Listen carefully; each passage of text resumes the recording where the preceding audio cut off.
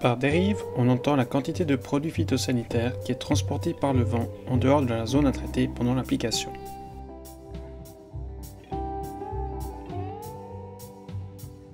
La dérive est un facteur de risque pour la pollution des eaux de surface. La dérive peut également endommager les cultures voisines, les écosystèmes naturels, les organismes non cibles et les zones résidentielles en bordure des vignes. Chaque gramme compte. 1 gramme de produit peut polluer une rivière large de 1 mètre et de 1 mètre de profondeur sur 10 km de long. Selon les règles paires, il faut laisser une zone non traitée de 6 mètres le long des cours d'eau, de 3 mètres le long des forêts et haies et de 0,5 mètres le long des routes pour tous les produits. Les produits à risque particulièrement élevé sont soumis à des exigences de distance non traitée supplémentaires.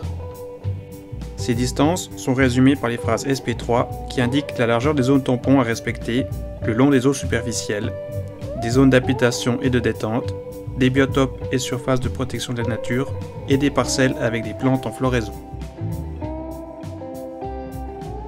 Les références aux phrases SP3 sont indiquées sur les étiquettes et fiches techniques des produits phytosanitaires, dans l'index des produits phytosanitaires de l'OFAG, dans la brochure Index des produits phytosanitaires pour la viticulture d'Agroscope.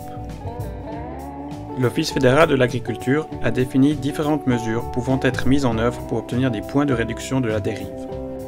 En combinant plusieurs mesures, on peut cumuler des points et diminuer d'autant la largeur de la zone tampon.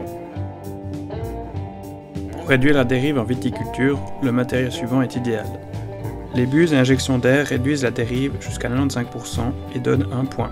Les buses anti-dérive réduisent la dérive d'environ 50% et donnent un demi-point. Les pulvérisateurs à flux d'air horizontal pivotant avec limitation de hauteur et les pulvérisateurs tangentiels qui ne dirigent le flux d'air que vers la végétation donnent un demi-point et 1 point si combinés avec des détecteurs de végétation qui permettent aux buses de se fermer et de s'ouvrir automatiquement à l'entrée ou à la sortie des rangs. Les pulvérisateurs en tunnel appliquent la bouillie simultanément de chaque côté de la rangée en la recyclant et permettent d'obtenir 2 points. Il est possible d'installer des filets anti-grêle dans la parcelle qui offrent 1 point, tandis que les bandes de végétation continue autour du vignoble d'au moins 3 mètres de large et au moins aussi hautes que la culture offrent 1 point, ainsi que les toiles d'ombrage ou les haies anti-dérive et une couverture optique d'au moins 75% et 1 mètre plus haute que la culture.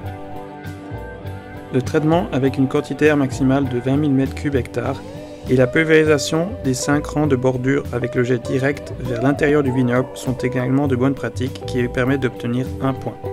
Par exemple, pour un produit contenant la substance active fluazinam, il faut laisser une zone non traitée de 50 mètres à partir des eaux de surface. Pour réduire la zone tampon non traitée à 6 mètres, il faut obtenir 2 points. On peut, par exemple, combiner l'utilisation de buses à injection d'air avec la pulvérisation des 5 premières rangées dirigées vers l'intérieur du vignoble à un débit maximum de 20 000 m3 hectare. Les deux mesures donnent 1 point chacune, remplissant ainsi l'exigence de 2 points au total. Veuillez noter qu'une combinaison de mesures de la même colonne n'est pas possible. Vous trouverez un aperçu des différentes mesures et leurs combinaisons dans la brochure Agridea « Limiter la dérive et le ruissellement des produits phytosanitaires en viticulture ».